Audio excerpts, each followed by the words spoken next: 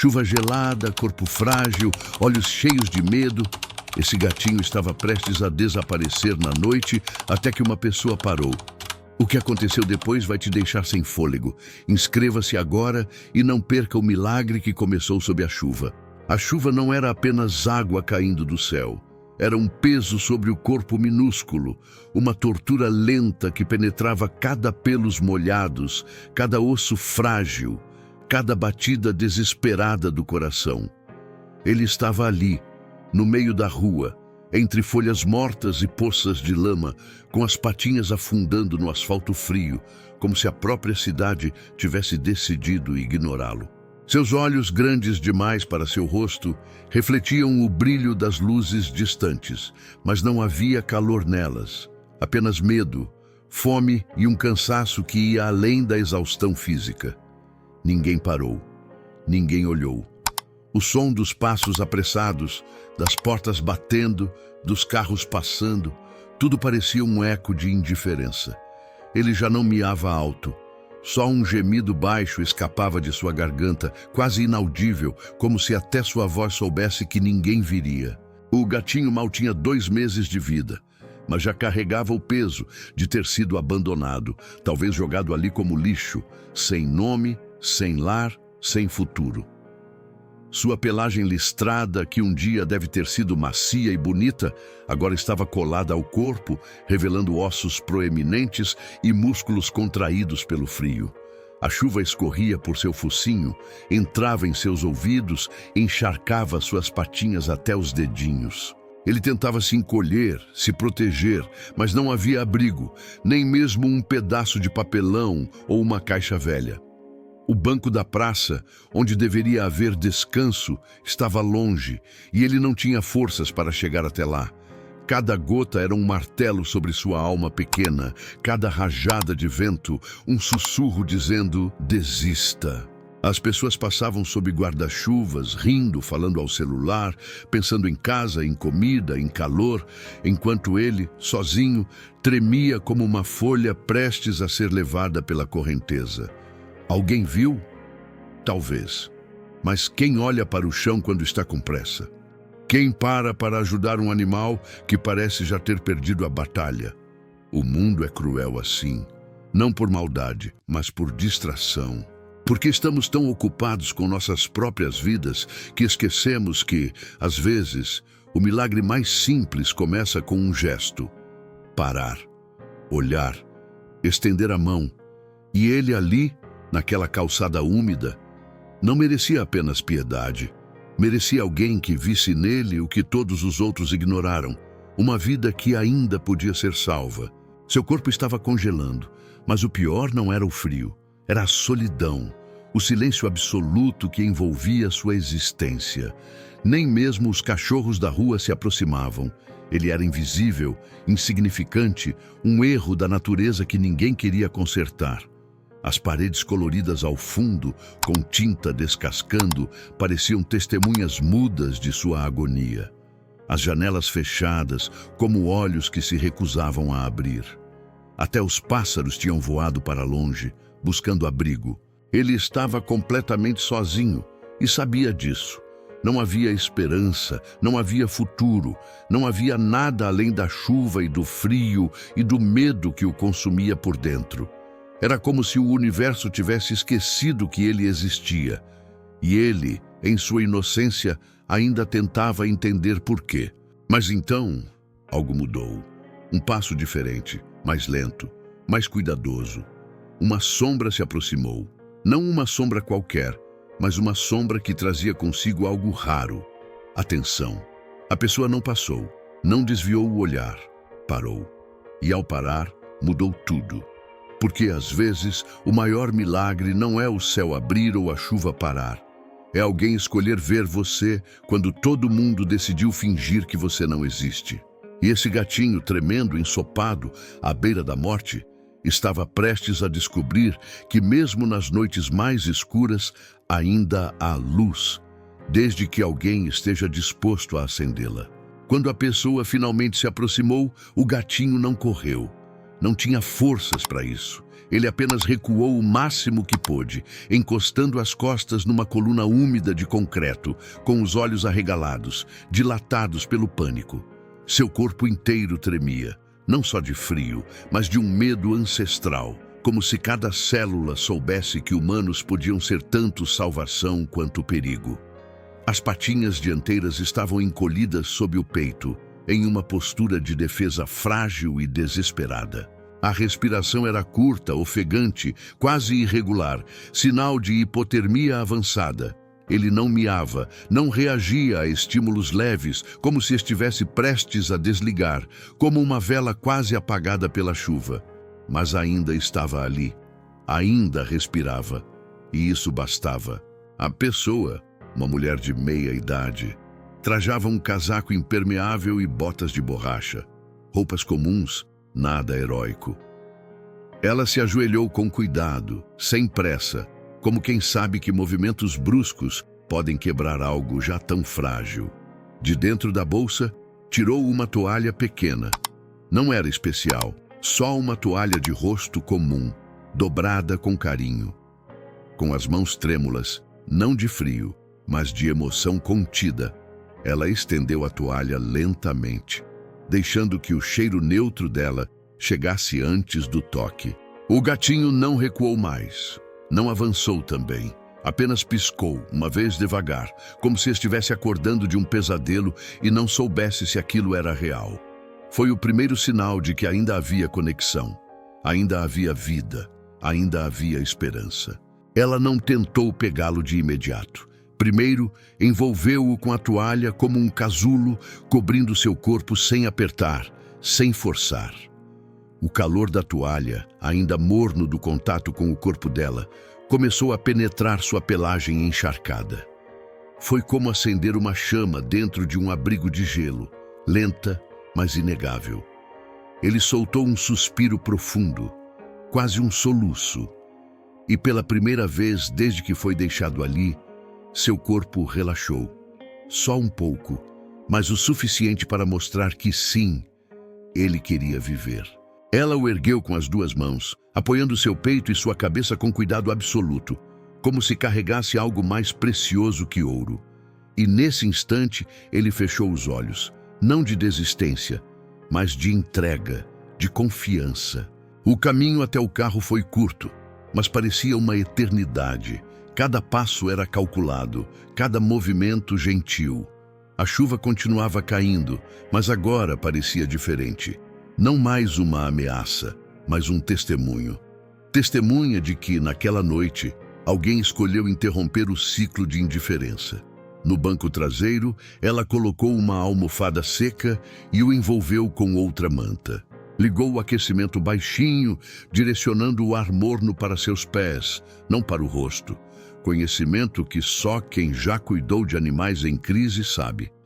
Ela não falou, "Tá tudo bem", em voz alta. Só sussurrou, com a voz embargada, "Você não está mais sozinho." E, incrivelmente, ele abriu os olhos outra vez. E dessa vez, não havia medo. Havia reconhecimento. Chegando em casa, ela não ligou todas as luzes. Manteve o ambiente suave, silencioso, seguro. Colocou uma caixa de papelão forrada com toalhas limpas perto do aquecedor, longe do calor direto, mas dentro do campo de conforto. Ofereceu água morna em uma colher, gota por gota, sem forçar. Observou cada movimento, cada respiração, como se seu próprio coração batesse no ritmo do dele. Sabia que as primeiras horas eram cruciais, que a hipotermia podia levar à insuficiência cardíaca, que a desidratação e a hipoglicemia eram ameaças silenciosas. Mas também sabia que, mais do que medicina, ele precisava de uma coisa: sentir que pertencia a algum lugar. E aos poucos, entre tremores que diminuíam e olhos que começavam a brilhar com outra luz, ele estava começando a acreditar, talvez pela primeira vez, que existia um lugar onde ele podia simplesmente ser. Na manhã seguinte, o sol entrou fraco pelas cortinas, uma luz suave, quase tímida, como se também quisesse não assustá-lo. O gatinho ainda estava na caixa, mas havia se movido. Não muito, só o suficiente para se aninhar melhor na toalha, virando o corpo de lado, expondo a barriga por alguns segundos, num gesto involuntário de vulnerabilidade e, paradoxalmente, de segurança. Sua respiração agora era ritmada, mais profunda. O tremor havia cessado, substituído por um calor interno que começava a se reestabelecer. Ele abriu os olhos devagar, com calma, e olhou ao redor. Não com medo, mas com curiosidade. A casa não era grande, mas era limpa, com cheiro de café fresco e sabão neutro. Nenhum som alto, nenhum movimento brusco. Era o tipo de lugar onde feridas físicas e emocionais podiam, de fato, começar a cicatrizar. A mulher preparou uma papinha caseira. Frango desfiado, cozido sem sal, misturado com um pouco de leite especial para gatinhos recém-desmamados. Colocou em um pires raso, aquecido levemente nas mãos, e deixou próximo à caixa, sem forçar. Aos poucos, ele ergueu a cabeça, cheirou, lambeu o focinho como quem testa um mundo novo, e então, com hesitação quase cerimoniosa, deu a primeira lambida, depois outra e outra. Não era fome desesperada, era fome de futuro. Cada gole era um sim silencioso à vida. Ela observava em silêncio, com as mãos cruzadas no colo, os olhos marejados. Sabia que aquele momento, ele comendo por vontade própria, era tão importante quanto qualquer remédio. Era o primeiro ato de sobrevivência ativa, não mais passiva. Ele não estava apenas sendo salvo, estava escolhendo ser salvo. Nos dias seguintes, ela o levou ao veterinário, mas não como emergência, com cuidado, com preparo. Levara a caixa forrada com a mesma toalha, mantivera o silêncio no caminho, evitara corredores movimentados. O diagnóstico foi grave, mas não irremediável. Desnutrição severa, parasitas internos, leve pneumonia por aspiração, provavelmente da água da chuva, e sinais de trauma emocional agudo, o que os especialistas chamam de síndrome de abandono precoce. Ele precisaria de suplementos nutricionais, vermífugos em doses ajustadas, antibióticos suaves e, mais do que tudo, tempo. Muito tempo. O veterinário disse que se tivesse passado mais uma noite sozinho naquela chuva, provavelmente não teria resistido. Você não chegou cedo, disse ele com seriedade. Você chegou na hora certa, e isso faz toda a diferença. Em casa, a rotina começou a se formar, e com ela, os primeiros sinais de personalidade. Ele não era agressivo, nem excessivamente tímido. Era cauteloso, observava tudo. O movimento das cortinas, o som da chaleira, o jeito como ela dobrava as roupas. Uma vez, ela deixou uma caneta cair no chão, e ele se encolheu, como se esperasse uma repreensão. Mas ela só sorriu, pegou a caneta e continuou sua tarefa. Com o tempo, ele começou a se arrastar para fora da caixa. Primeiro só alguns centímetros, depois até o tapete da sala. Um dia, ela o encontrou deitado de barriga para cima, patinhas no ar, tomando o sol matinal. Uma postura que, para um gato traumatizado, é quase um manifesto de confiança. Ele ainda não ronronava, mas começava a esfregar o queixo nas pernas dela, deixando seu cheiro como uma assinatura silenciosa. Este lugar é meu. Esta pessoa é minha. Aos poucos, pequenos milagres se tornavam rotina. Ele aprendeu a subir no sofá, não de um salto, mas com esforço, usando as almofadas como degraus. Passou a esperar por ela na porta quando ouvia a chave girar na fechadura. Uma noite, ela acordou sentindo um peso leve sobre os pés. Era ele, enrolado ali como um protetor silencioso. Ninguém o ensinara isso. Ninguém o recompensara. Ele simplesmente decidiu: vou cuidar de quem me cuidou. E ali, naquela casa simples, entre paredes que já haviam testemunhado tanto sofrimento, nasceu algo novo. Não só a recuperação de um corpo frágil, mas a reconstrução de uma alma partida. Ele ainda tinha cicatrizes, físicas e invisíveis.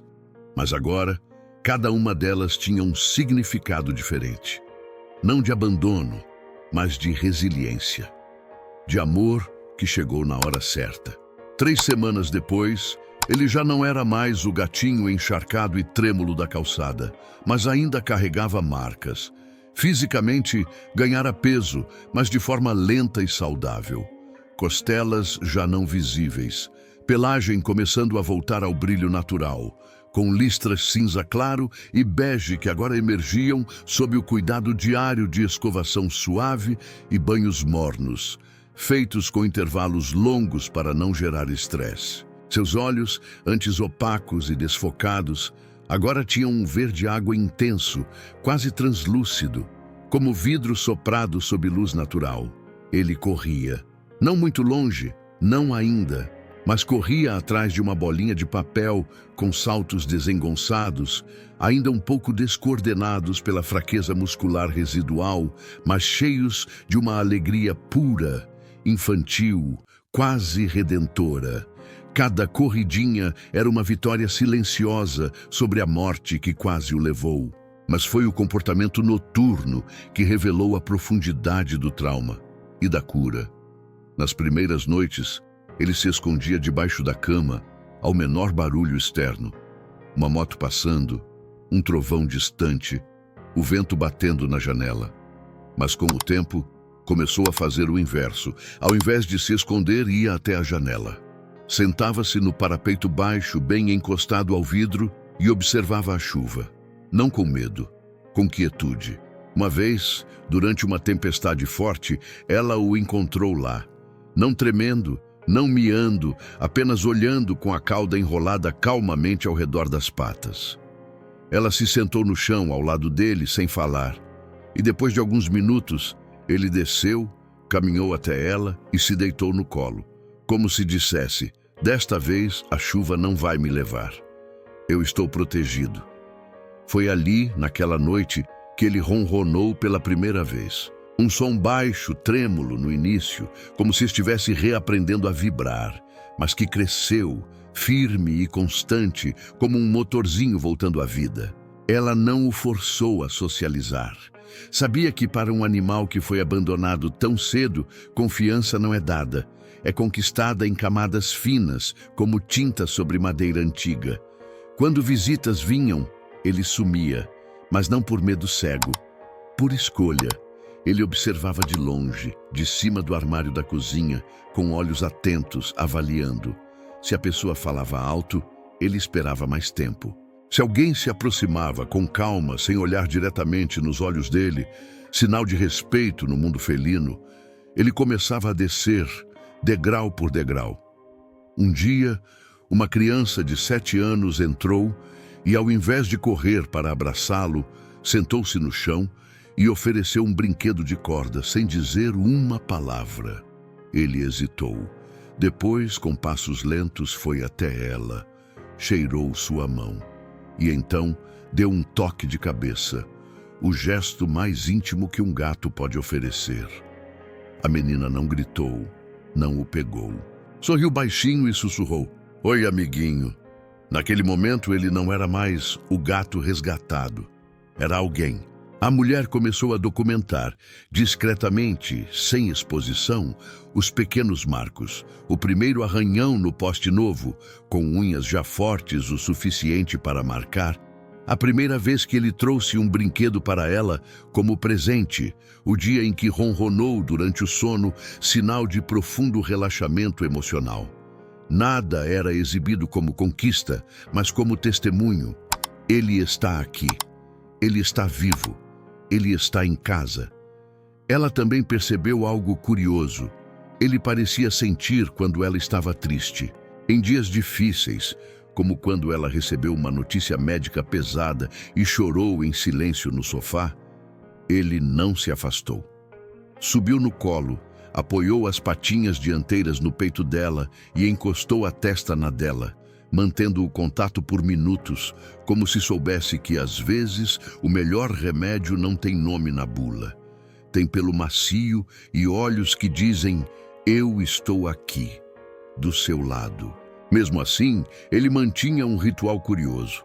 Toda manhã, ao acordar, ia até a porta da frente e sentava-se ali, olhando para fora, não com saudade do passado, mas como quem faz uma verificação, uma espécie de check-in com o mundo. Depois voltava, esfregava-se nas pernas dela e seguia para o comedouro. Era como se dissesse: sim, o mundo lá fora ainda é perigoso, mas aqui dentro eu escolho ficar. E essa escolha, feita dia após dia, com gestos mínimos, mas inequívocos, era a prova mais poderosa de que o milagre não havia terminado naquela noite de chuva. Ele continuava. Em cada lambedura, em cada ronronar, em cada olhar que não desviava mais. 1 mês e meio após o resgate, veio a primeira grande surpresa, não física, mas comportamental. Ele começou a acompanhar a mulher em pequenos trajetos dentro de casa, com uma precisão quase ritualística. Do quarto à cozinha, da sala ao banheiro, sempre mantendo uma distância de 2 metros, como um pequeno guardião silencioso. Se ela parava, ele parava. Se ela se sentava, ele se acomodava perto, nunca em cima, a menos que convidado, mas sempre dentro do campo de visão. Os veterinários comportamentais chamam isso de sombreamento protetivo, comum em animais que sofreram ruptura precoce de vínculo. Eles não apenas buscam segurança, eles monitoram a fonte dela, como se temessem ainda que ela desapareça. Mas havia algo mais ali. Não era só medo de perder, era lealdade. Ele parecia entender, de alguma forma instintiva e profunda, que aquela mulher não era apenas um abrigo passageiro. Era seu lar. E ele, por sua vez, tornara-se parte da estrutura emocional dela. Não um peso, mas um pilar. Foi nessa fase que ela percebeu como o gatinho havia começado a influenciar seu próprio ritmo de vida. Antes, ela acordava com o celular, checava e-mails, pensava em obrigações. Agora, acordava com um toque suave de patinha no braço. Não insistente, só um lembrete gentil. Estou aqui. O dia começou. Ela passou a tomar café sentada, não em pé, a abrir as janelas cedo, para deixar entrar luz natural. Porque ele adorava se espreguiçar no peitoril, banhado de sol matinal. Até suas caminhadas mudaram. Ela começou a escolher ruas mais tranquilas, com menos barulho, observando os gatos de rua com olhos diferentes, não com pena automática, mas com discernimento. Sabia agora que nem todo gato na rua quer ajuda imediata, mas que todos merecem ser vistos. E essa mudança não foi forçada, nasceu dele. Nasceu daquele olhar que uma vez esteve apagado e hoje brilhava com tanta vida que parecia iluminar cômodos inteiros. Certa tarde, uma vizinha trouxe notícias. Um filhote parecido havia sido visto dias antes na mesma praça, perto do mesmo banco. Talvez irmão dele. Ela sentiu um nó na garganta. Quantos mais? Não havia como saber. Mas o que ela pôde fazer foi voltar àquela praça, não com esperança de encontrar alguém, mas com um pote de ração, uma caixa de transporte vazia e uma toalha limpa no porta-malas. Parou no mesmo local, olhou para o chão molhado sob o banco e por um instante viu tudo de novo. O corpo pequeno, o tremor, o silêncio. Mas agora, ao fechar os olhos, via também o ronronar do colo, o brilho dos olhos verdes, o peso quente sobre os pés à noite. Ela deixou a ração ali, com um bilhete simples. Para quem precisar, tem alguém que espera. Não era heroísmo, era continuidade. Era o milagre se multiplicando, não em escala, mas em intenção. O gatinho, por sua vez, passou a demonstrar curiosidade por sons antes temidos. O barulho da máquina de lavar, o aspirador de pó, até o toque do telefone. Não se assustava mais. Observava. Aproximava-se devagar. Uma vez, o aspirador ligou de repente. E em vez de fugir, ele foi até o aparelho, cheirou a base, deu uma lambida rápida, como se testasse a realidade do objeto, e depois se afastou, parecendo satisfeito com sua própria coragem. Era como se estivesse reescrevendo aos poucos o manual interno do que era perigoso e do que era apenas diferente. Esse processo, chamado de dessensibilização natural, é raro em animais com trauma tão profundo. Requer tempo, segurança absoluta e, acima de tudo, a certeza de que, se algo der errado, alguém estará lá para segurar as pontas.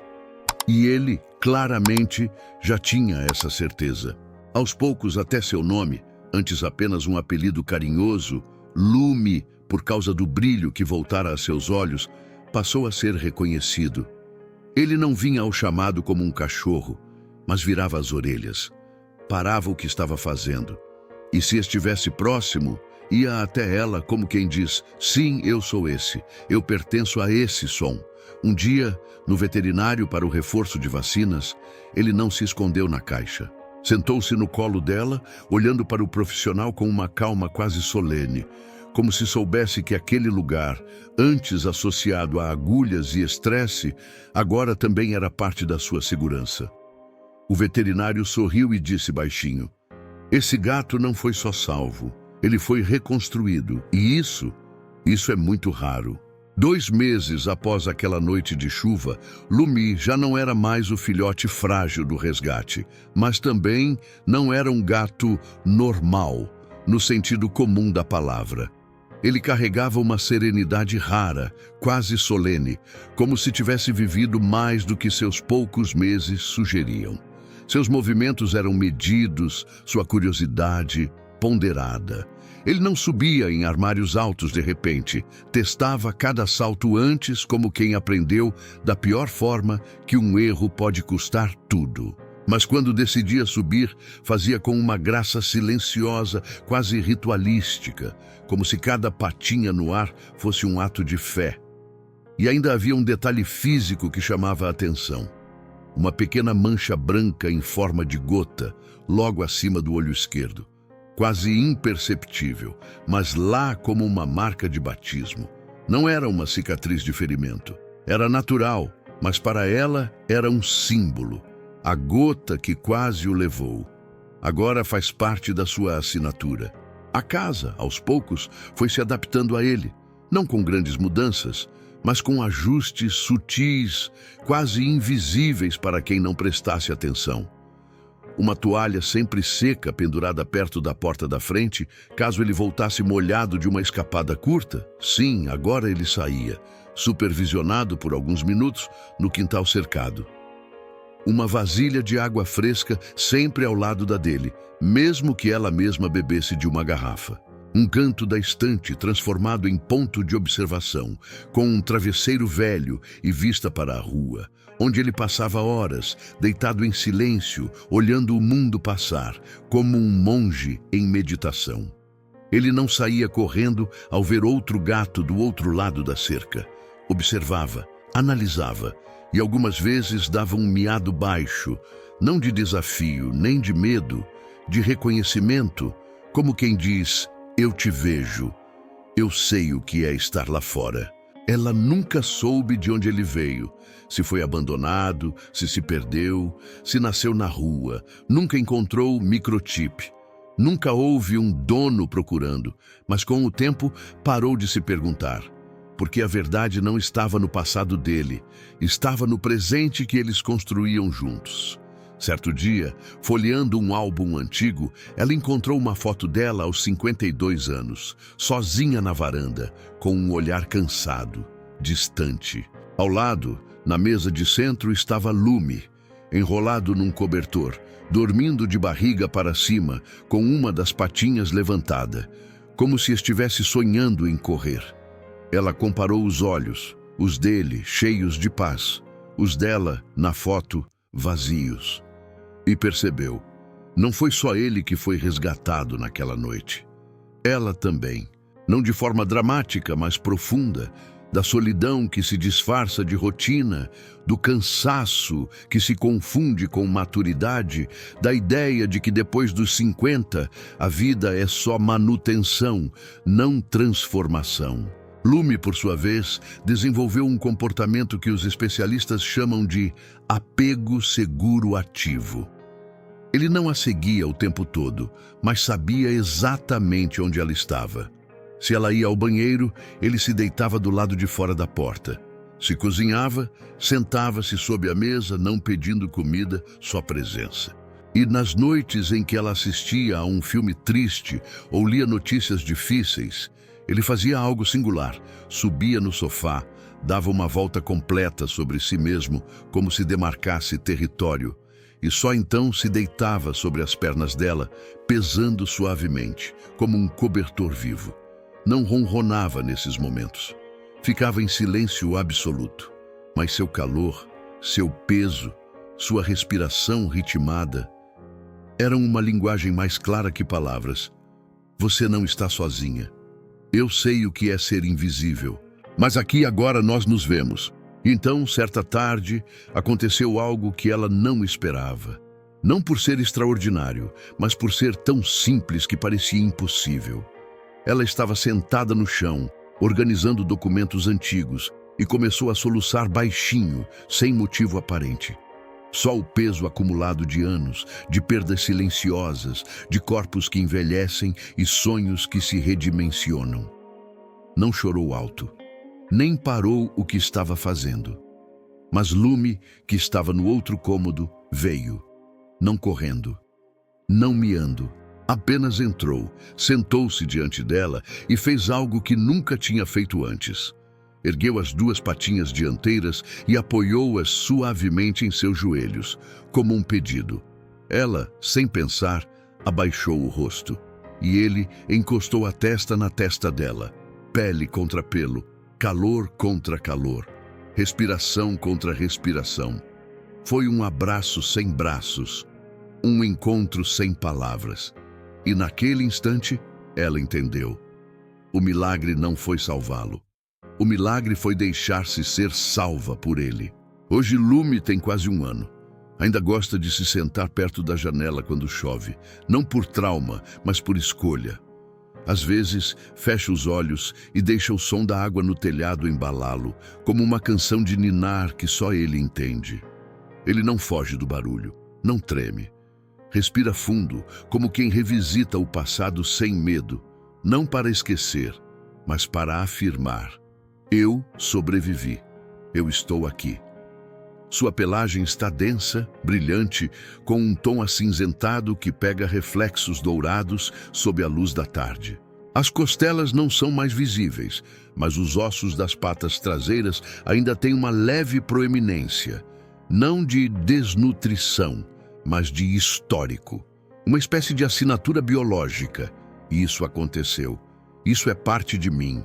A mulher, por sua vez, mudou sem mudar.